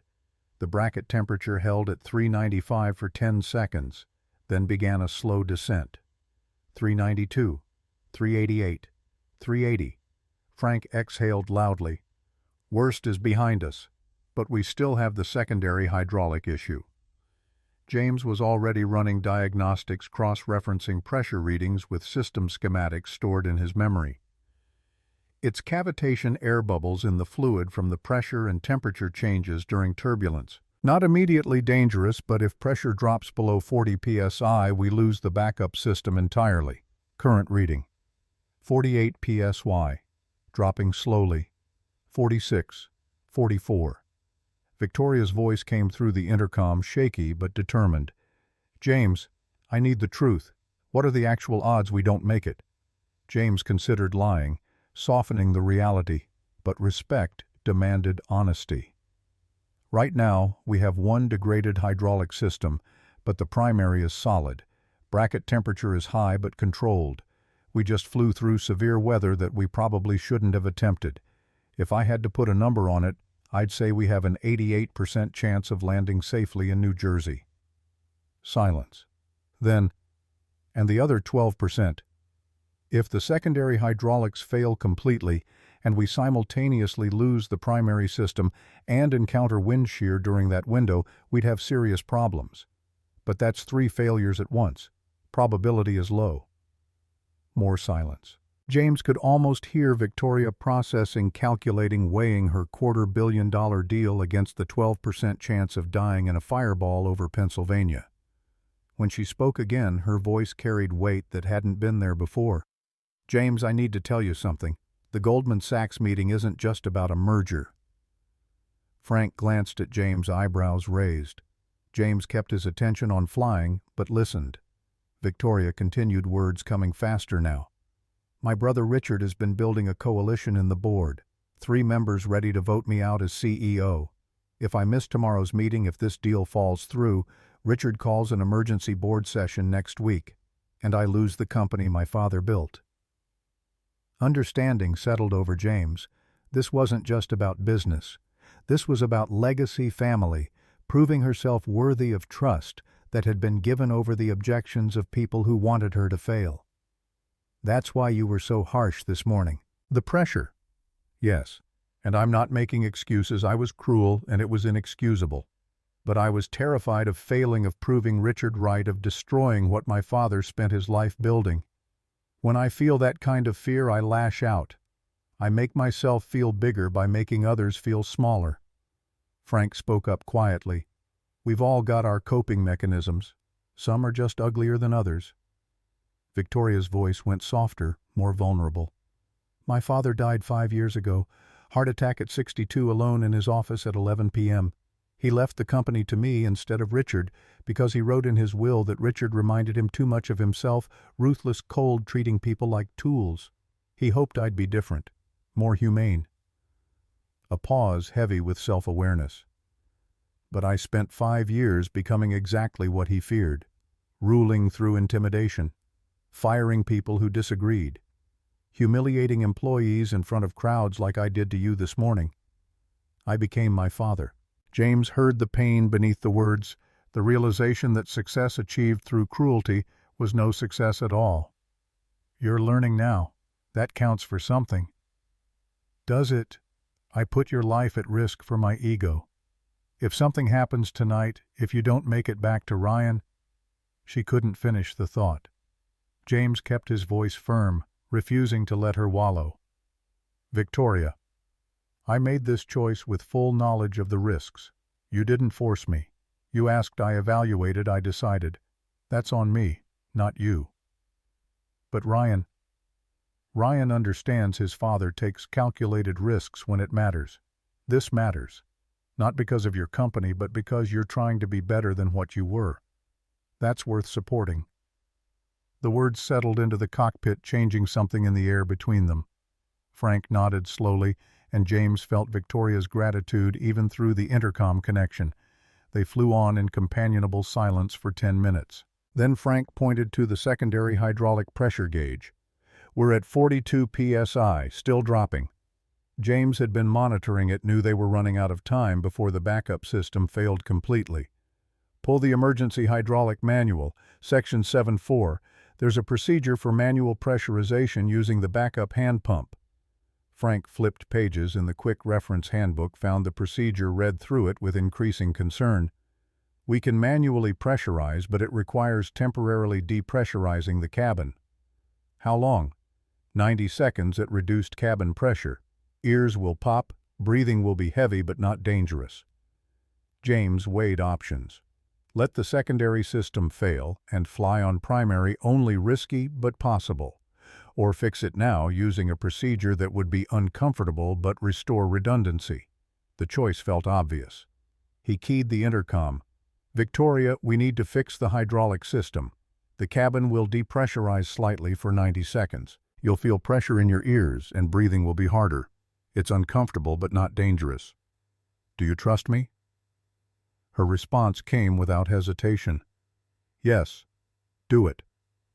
James nodded to Frank. Walk me through the procedure, step by step. They worked together with the practiced efficiency of pilots who understood that precision mattered more than speed. Frank called out steps. James executed them. Isolate the secondary system. Depressurize cabin to 8,000 feet equivalent altitude. Frank cranked the emergency hand pump, 45 strokes of hard physical effort, sweat beading on his forehead despite the cool cabin air. The pressure gauge climbed. 50 psi, 55, 60, 65. At 68 ps. Frank stopped pumping. We're good. Repressurizing cabin now. The cabin pressure normalized. James checked on Victoria through the intercom. You okay? That was deeply unpleasant. But yes, I'm okay. Welcome to test piloting. Frank was grinning despite the sweat. 90 seconds of discomfort beats the alternative. The remainder of the flight passed without major incident, though James never stopped monitoring every system, watching for the next failure, preparing for contingencies that might never come, but had to be planned for anyway. This was what separated good pilots from dead ones, the paranoia that kept you alive, the assumption that Murphy's Law was optimistic, the knowledge that complacency killed faster than anything mechanical ever could. At 11:30 p.m., the lights of the New York metropolitan area appeared on the horizon like a vast sea of illumination, spreading from New Jersey across the Hudson River to Manhattan and beyond. From 33,000 feet, James could see the entire tri-state area, the Manhattan skyline sharp against the night sky, The George Washington Bridge arcing across the Hudson, millions of homes and lives and stories playing out in the grid of lights below. The bracket temperature had stabilized at 305 degrees. Perfect. All systems showed green. They were going to make it. Teterboro Tower cleared them for approach to runway 24, and James began the descent with careful precision, configuring the aircraft for landing, running through checklists that had been burned into his memory through thousands of repetitions over 12 years of professional flying. 3-mile final. Runway lights ahead. Gear down and locked. Flaps configured. Airspeed on target. Then Tower's voice shattered the calm. November Blake 650 aircraft on runway has blown a tire. Runway 24 closed. Immediate go-around. Climb to 2000, turn left, heading 180. James's training took over before conscious thought engaged. Throttles forward, both engines to 90% thrust for the climb, positive rate, gear up, and the bracket temperature spiked. 315 degrees, 330, 350, 370, 385. They were seconds from catastrophic failure. Frank's voice carried controlled urgency. James bracket at 388, we're approaching failure threshold. James had 3 seconds to make a decision that would determine whether they lived or died. Continue full power and risk the bracket failing right now, or reduce power and risk inadequate climb performance that could put them into terrain or obstacles. His mind worked with crystalline clarity born from 3,000 hours of experience and 6 years of penance. He keyed the radio. Frank, pull up terrain map. Give me the highest obstacle within 5 miles southeast of current position. Frank's fingers flew. 800 feet MSL water tower. They were currently at 1,600 feet and climbing. If James reduced power now, they'd level off around 2,000 feet, still well above any obstacles. He made the call, reducing port engine to 75% thrust. Now. The bracket temperature stopped climbing at 392 degrees, held, then began dropping. 388, 385, 380. Tower came back. November Blake 650, what are your intentions? James kept his voice professionally calm. Request extended downwind for runway 06. We need 5 minutes to cool engine parameters before landing. November Blake 650 approved as requested. Report when ready for base turn. They flew the pattern, watching the bracket temperature slowly descend. 370, 360, 340, finally stabilizing at 325. Frank whistled softly. That was close. Too close. James nodded, not trusting his voice yet. His hands were shaking now, adrenaline catching up with training. But they were still flying, still alive, still had a chance to land this thing and walk away. 5 minutes later, lined up on final approach for runway 06, James flew the smoothest approach of his life. The wheels touched down with barely a whisper of contact, the kind of landing that made passengers wonder if they'd actually touched the ground yet. Tower's voice carried genuine admiration. November Blake 650, that was textbook. Exit at taxiway, Charlie contact ground. They taxied to the Atlantic Aviation FBO and shut down the engines. Silence filled the cockpit, loud after 4 hours of noise. James sat with his hands still on the controls, unable to quite believe they'd made it. Frank removed his headset, hands trembling slightly. James, in 40 years of flying, that was the finest piece of piloting I've ever witnessed. James finally found his voice. We got lucky. No. Luck is what happens when skill meets preparation. That was all skill. Victoria appeared at the cockpit door, makeup smudged hair escaping from its bun, the armor of her earlier perfection cracked and human. James, thank you. You saved my company, probably saved my life. James unbuckled, stood on legs that felt uncertain. You're welcome. Now I need to call my son. He reached for his phone, but it rang before he could dial. Mrs. Harper's name on the screen. His heart rate spiked. Calls at 12:45 a.m. were never good news. Mrs. Harper. Her voice came, panicked words tumbling over each other. James, it's Ryan. He's running a fever, 104 degrees. He's complaining of severe headache. I called 911. The ambulance is taking him to Denver Children's Hospital right now. The paramedics mentioned possible meningitis. The world stopped. Time froze. Every fear James had ever suppressed crystallized into a single terrible certainty: he was 1,800 miles from his son, and Ryan needed him. His voice came out strangled. "I'm in New Jersey. I can't. I know, James, I'm so sorry. I'm following the ambulance now. I'll stay with him until you can get here." "Tell him," James's voice broke. "Tell him I'm coming. Tell him I promised." He ended the call, stood frozen in the cockpit, phone still pressed to his ear. Victoria and Frank were staring at him, reading disaster in his face. Victoria spoke first. "What happened?" "Ryan, hospital, high fever. They're saying meningitis." The words came mechanical, his mind unable to process the horror. "I'm 1,800 miles away." Frank was already pulling up flight schedules on his phone. Earliest commercial flight Newark to Denver is 6 a.m. Lands 9 a.m. Mountain Time.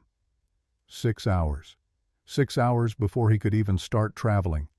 9 hours before he could reach Ryan. An eternity. Victoria's voice cut through with unexpected steel. "I can have the aircraft refueled in 90 minutes. We take off at 2:15 a.m., land Denver at 6:30, 4 hours faster than commercial." James shook his head, the irony crushing the bracket. "We pushed it to 392 degrees. I don't know if it'll hold for another flight." "Then we fly carefully. Same parameters you used tonight. Lower power, constant monitoring." "Victoria, I can't ask you to—" "You're not asking, I'm offering. Your son needs you, that's all that matters." Frank's voice joined hers. "I'm with you, James. No discussion." James looked at them both, saw determination that wouldn't be argued with. Thought about Ryan in a hospital bed, scared and alone, calling for a father who wasn't there. Thought about Marcus Hayes and second chances and the difference between calculated risks and reckless ones. He made his decision. "Okay, we go. But I inspect that bracket personally before we commit. And if I see any sign of structural failure, we abort and I take the commercial flight." Clear. Crystal. 1:30 in the morning on the Teterboro tarmac, and James crawled into the wheel well with a flashlight and magnifying glass, his body running on adrenaline and fear, while his mind forced professional detachment. The bracket emerged from shadow under his beam. Titanium strut, still solid welds holding, but the ceramic insulation showed stress lines like spiderweb cracks radiating from the mounting points. Not critical yet, but evidence of the punishment they'd inflicted getting here. Then he saw it. A hairline fracture in the weld joint where titanium met the original bracket structure.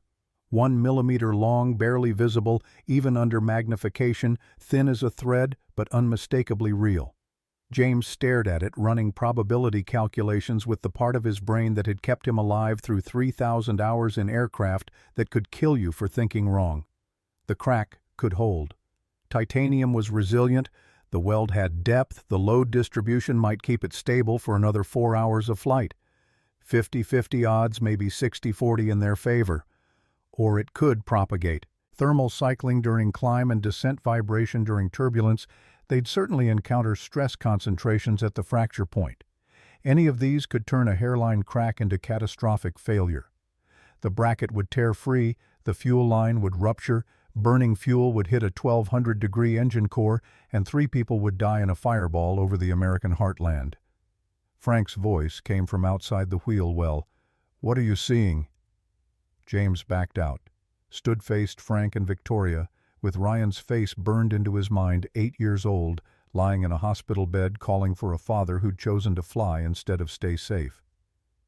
"There's a crack. Small, but it's there. 1 millimeter at the weld joint." Victoria's expression went carefully neutral. "What does that mean?" "Means we're gambling. Could hold for the flight. Could fail catastrophically. I'd estimate 60% chance we make it, 40% we don't." Frank absorbed this with the calm of someone who'd made peace with mortality decades ago. "And if we take commercial, I get to Denver at 9 a.m., 6 hours from now. Ryan's alone that whole time, scared, maybe dying." James heard his voice crack on the last word, fought to keep control. "But we all live through the night for certain." Victoria stepped closer, her exhaustion showing through the cracks in her armor. What would Marcus want you to do? The question hit like a physical blow. James thought about Marcus Hayes, reckless, generous Marcus who'd once told him that being a good man meant showing up for people who needed you even when it cost you everything. But Marcus had also died because James pushed too hard, because 60-40 odds felt like certainty when pride and adrenaline did the math instead of wisdom. Marcus would tell me not to be stupid, would tell me Ryan needs a living father more than a fast one. Frank nodded slowly, accepting this. Then we book you on the 6 a.m. commercial flight. Victoria and I will babysit the G650 here, get it properly repaired before flying it back to Denver. But Victoria was shaking her head, something fierce and unexpected in her eyes. No, we fly. All three of us. James started to object, but she cut him off. Listen to me. This morning I was a person who humiliated employees to feel powerful. Tonight I'm trying to be someone different. Someone who helps when it matters, who takes risks for things that actually count. Your son is in a hospital bed. That's what counts. That's the only thing that counts. Victoria, you could die. So could you. So could Frank. We're all betting our lives on your skill and that bracket holding together. But here's what I learned tonight: some bets are worth making. Not because the odds are good, but because losing while trying is better than living with the knowledge that you played it safe when someone needed you. Frank's voice came quiet but firm. She's right. And James, I want you to think about something. If we don't fly, and Ryan, if the worst happens while you're stuck on a commercial flight sitting in coach next to strangers, watching the miles tick by too slow, you'll spend the rest of your life knowing you chose safety over being there. That's a weight that breaks people. James looked at them both, saw determination that wouldn't bend, and felt the mathematics of the decision shift. This wasn't about odds anymore. It was about what kind of father he wanted to be, what kind of man. Marcus had died because James was reckless, but Ryan might die while James was careful. There had to be a third option: calculated risk. Eyes open, accepting consequences while doing everything possible to manage them. If we do this, his voice came steady now, decision crystallizing, we do it smarter than the first flight. Maximum thrust 65% instead of 70. Cruise at 28,000 feet instead of 33. Denser air means better lift at lower power settings. Monitor bracket temperature every 15 seconds instead of every 30. First sign of crack propagation, we land at the nearest suitable airport immediately. Victoria didn't hesitate. Agreed. And you both understand, really understand, that this is a coin flip wrapped in engineering. We might not make it. Frank smiled, sad and knowing. Son, I'm 65 years old. My wife died 2 years back. Our kids are grown and scattered across 3 states. If I'm going to die, I'd rather it be helping you get to your boy than sitting in some nursing home waiting for my heart to give out while I watch game shows. This is a good way to spend whatever time I've got left. Victoria's addition came softer. And I've spent 5 years becoming someone I hate. If tonight's the night I die, at least I'll die trying to be better. That's worth something. James felt the weight of their faith settle on his shoulders, trust he wasn't sure he deserved, but would honor with everything he had left. Okay, let's go bring this bird home. The refueling took 70 minutes instead of 90. Atlantic Aviation's ground crew sensing urgency and responding with efficiency that came from professionals who understood that sometimes minutes mattered. James and Frank ran through pre-flight checks with obsessive thoroughness, triple-checking every system, reviewing emergency procedures for bracket failure, calculating diversion airports along the entire route back to Denver. At 2:15 a.m., James called Denver Children's Hospital from the cockpit. A nurse answered, transferred him to the pediatric emergency department, and then Dr. Sarah Klein's voice came through, professional and careful. Mr. Mitchell, I'm Dr. Klein. Ryan's stable right now. Fever's down to 102 with medication. We're running tests for meningitis, but early indicators suggest severe viral infection rather than bacterial. Relief hit like a physical force, loosening muscles James hadn't realized were clenched. Can I talk to him? He's sleeping, but I can hold the phone near him. Rustling sounds. Then Ryan's breathing, small and steady, the sound James had listened to every night for 8 years, the rhythm that meant his world was still intact. He didn't wake the boy, just listened for 10 seconds, memorizing the pattern. Then, "Dr. Klein, I'm in New Jersey right now, but I'm coming. I'll be there in about 4 hours. If anything changes, anything at all, you call this number immediately." "Understood, Mr. Mitchell. We'll take good care of him until you arrive." James ended the call, checked his watch. 2:17 a.m. If everything went perfectly, they'd land Denver around 6:45 a.m. Mountain Time. He could be at the hospital by 7:15. Before Ryan woke up. Before his son opened his eyes alone and scared, thinking his father had broken a promise. Tower cleared them for takeoff on runway 6, and James advanced the throttles to 65% thrust, gentle, controlled, nowhere near the power the engines could deliver, but enough to get them airborne and climbing. The Gulfstream responded with dignified acceleration, professional rather than aggressive, and James felt the main gear leave the pavement with none of the exhilaration from earlier. This was different. This was duty wrapped in fear, competence deployed in service of love. Everything he'd learned in 12 years of flying distilled into one desperate race against time and probability. Bracket temperature climbed to 290 degrees during the climb, stabilized at 308 as they leveled off at 28,000 feet. Well within safe margins. The crack in the weld joint was invisible from the cockpit, hidden in the wheel well, propagating or holding steady with physics they could only infer from secondary indicators. Frank pulled up the flight plan, checked ground speed and winds. 4 hours, 18 minutes to Denver at current speed.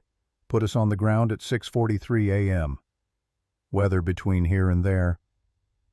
Clear until we hit the Midwest. Then we've got another system developing over Kansas, because of course we do.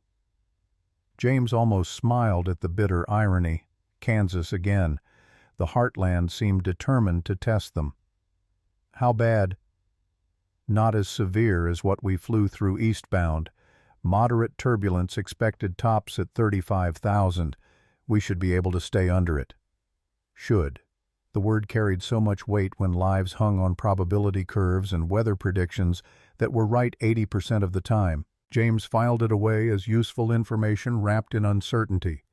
Another variable in the equation he was solving in real time. They flew west into darkness so complete it felt like traveling through empty space, the cities below reduced to scattered lights that barely dented the vast American nothing. James kept his scan pattern tight, instruments, bracket temperature, fuel consumption, weather, radar, engine parameters, then back to the beginning in an endless loop that wouldn't let complacency take root. At 3:45 a.m., crossing into Illinois, Victoria appeared at the cockpit door. She'd changed from her Brooks Brothers suit into casual clothes from her overnight bag, jeans, and a sweater that made her look younger, more vulnerable, human, in a way the armor never had. "Can I come in?" James gestured to the observer seat behind Frank. She settled in, looking around at the instruments with curiosity rather than the fear that had marked her earlier visit. After a moment of silence, she spoke. "Tell me about Marcus, the friend you lost." James felt the familiar tightness in his chest, the reflexive urge to deflect, to keep that pain locked where it couldn't touch anyone else. But something about the moment, the darkness, the intimacy of the cockpit, the shared risk they were taking, made honesty feel necessary. Marcus Hayes, best friend for 6 years, flying partner for 4. We met at Edwards Air Force Base when they paired us for test pilot duty. He was younger than me, funnier, better with people. He'd just gotten married, and his wife Rachel was pregnant with their first kid. Victoria waited, giving him space to continue at his own pace. We were testing a new thrust vectoring system on an F/A-18 prototype. Revolutionary design supposed to give fighters unprecedented maneuverability. My job was to push it to the limits, find the edges, map the performance envelope. James paused, watching the instruments, using the familiar routine to steady himself. Marcus kept telling me to back off, that we were exceeding recommended parameters. But I wanted to see what the system could really do. Wanted to prove we could go farther than the engineers thought possible. Frank glanced over but didn't interrupt. Just listened with the patience of someone who understood that some stories needed telling. The system overheated, locked up. We went into an uncontrolled spin at 15,000 feet. I called for ejection at 5,000 standard procedure, plenty of altitude for both of us to get out safely. My seat fired. Marcus's didn't. Manufacturing defect in the rocket motor initiator. 1 in a million failure, and it happened to him instead of me. Victoria's voice came gentle. The board cleared you. It was mechanical failure. The board didn't hear him screaming in my headset. Didn't watch his wife hold their 3-month-old daughter at the funeral and look at me with forgiveness I didn't deserve. Didn't have to live with knowing that if I'd just listened when he said to back off, we never would have needed the ejection seats in the first place. The cockpit fell silent except for the steady hum of engines and air conditioning. Then Victoria spoke with quiet certainty. You know what I learned tonight? The difference between arrogance and courage. Arrogance is pushing limits to prove you're the best, taking risks for ego and glory. Courage is accepting risk when someone you love needs you, not because it makes you feel powerful, but because it's what love requires. The words settled into James like water into parched ground, offering a framework he'd never quite assembled on his own. 6 years he'd spent punishing himself for arrogance, convinced that any risk was recklessness, that the only way to honor Marcus was to never put himself in a position where his decisions could kill someone again. But maybe there was a difference between Marcus and this. Maybe choosing to fly tonight wasn't the same mistake wrapped in different circumstances. Maybe it was something else entirely. Thanks, he managed, voice rough with emotion. That helps. At 4:15 a.m. approaching Kansas, the weather radar painted a picture that made James's jaw tighten. A line of storms stretched across their planned route, yellows and oranges showing moderate to heavy precipitation. Nothing red enough to be immediately dangerous, but enough to make the ride uncomfortable and test the bracket they were nursing along. Frank ran calculations. We can deviate north, add maybe 20 minutes to the flight. Or we can thread between the cells. There's a gap here, looks maybe 15 miles wide. Weather's moving south, so the gap should hold steady. James studied the display, weighing options with Ryan's face hovering behind every decision. 20 extra minutes meant 20 more minutes Ryan was alone. But threading the gap meant flying closer to severe weather, higher risk of turbulence that could stress the damaged bracket beyond its limits. How's our fuel looking if we deviate? Tight, but manageable. We'd land with about 18 minutes reserve.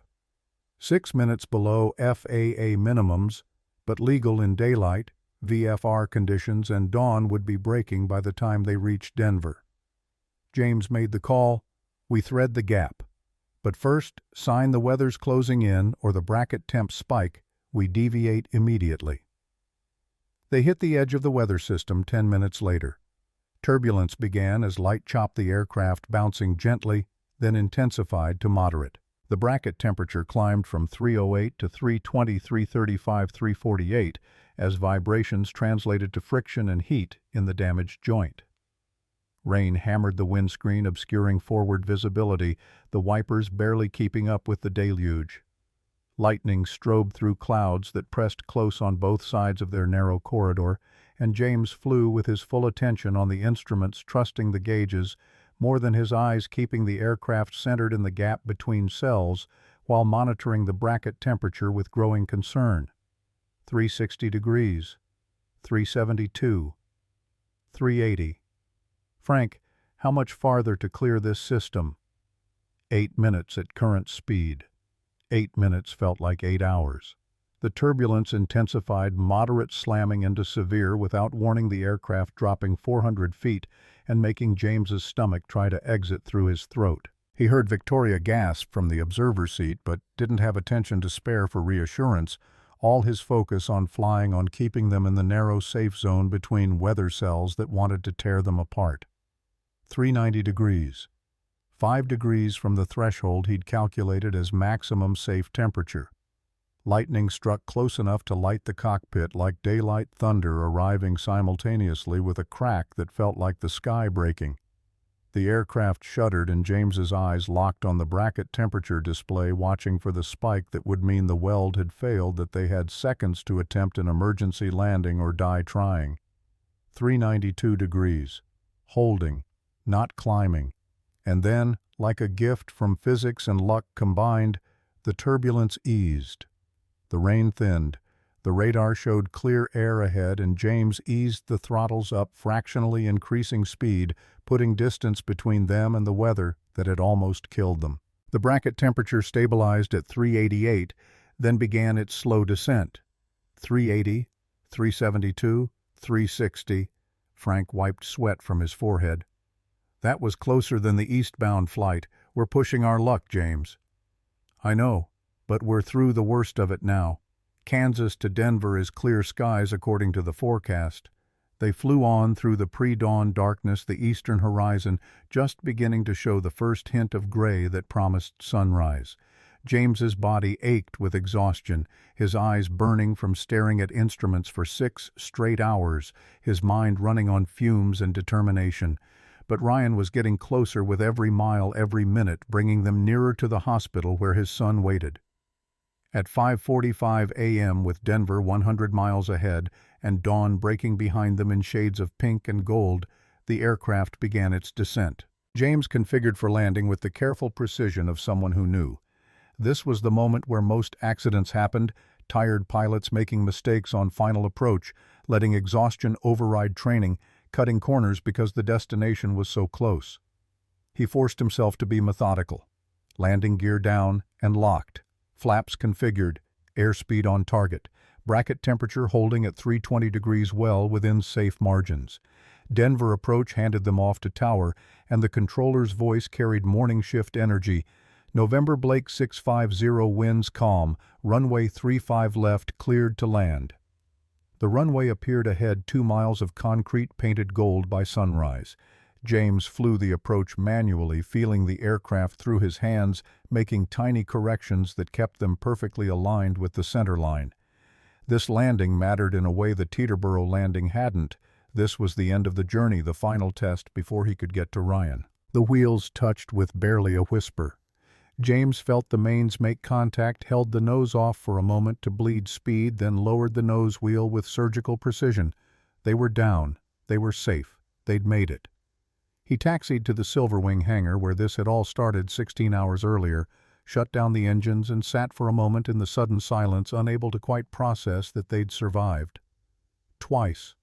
6 hours of flying on a bracket that should have failed through weather that should have killed them against odds that probability said they shouldn't have beaten. Frank's hand landed on his shoulder. Go. Get to your son. Victoria and I will handle the shutdown procedures. James didn't argue, just unbuckled and moved, climbing out of the cockpit on legs that felt uncertain after so long sitting. Victoria met him in the cabin door, and for a moment they just looked at each other. Two people who'd started the day as enemies and ended it as something else entirely. Thank you, she managed, voice thick with emotion. For everything. For saving my company. For teaching me what real courage looks like. James shook his head. You saved yourself. I just flew the plane. No. You showed me the difference between being powerful and being strong, between leading through fear and leading through integrity. She paused, seemed to gather courage. The job offer still stands, when you're ready. But more than that, I want to be the kind of person who deserves to work with people like you. You're already becoming that person. Keep going. He left her there and ran for the parking lot, found his pickup truck where he'd left it 17 hours earlier. Ryan's car seat still in the back, a reminder of what mattered. The drive to Denver Children's Hospital took 18 minutes through dawn traffic, and James spent every second of it fighting the fear that he'd arrived too late, that Ryan would be gone or dying, or too far into crisis for a father's presence to matter. He parked illegally in the emergency bay, ran through the automatic doors, found the pediatric ward on the 4th floor in room 418, down a corridor that smelled like antiseptic and fear. The door was closed. James's hand shook as he reached for the handle. The room inside was dim, lit only by monitors and the gray dawn filtering through curtains. Ryan lay in the hospital bed, small and pale, IV line in his arm. but breathing steadily color better than James had feared. Mrs. Harper dozed in a chair by the window, and standing by Ryan's bedside, checking vitals with professional efficiency, Dr. Sarah Klein looked up as James entered. She smiled, and the expression carried more relief than professionalism should probably allow. "Mr. Mitchell, perfect timing. He's been asking for you." As if summoned by the words, Ryan's eyes opened, groggy, confused, focusing slowly. Then recognition bloomed, and James watched his son's face transform from sick child to son who sees his father. "Dad!" The word came out small, disbelieving. "You're here. You came." James crossed the room in 3 strides, pulled Ryan into the gentlest hug that could still communicate everything. He felt relief and love and gratitude and the bone-deep knowledge that this right here was what mattered more than anything else in the universe. "Of course I came, champ. I promised." His voice broke on the last word, tears finally escaping after 16 hours of holding them back. "I promised, and I'll always keep my promises to you." Ryan cried then too, clinging to his father with the desperate strength of someone who'd been scared and alone and is suddenly safe again. They stayed like that for a long time, father and son, while Dr. Klein quietly excused herself and Mrs. Harper slipped out to give them privacy. Finally, Ryan pulled back enough to look at his father's face. "You flew here all the way from New York." "Twice. Flew you there, then flew back when Mrs. Harper called about you being sick." "But that's—" Ryan's 8-year-old mind struggled with the math. "That's a lot of flying in one night." "Yeah, it is. But you needed me, and nothing was going to keep me from getting to you. Nothing."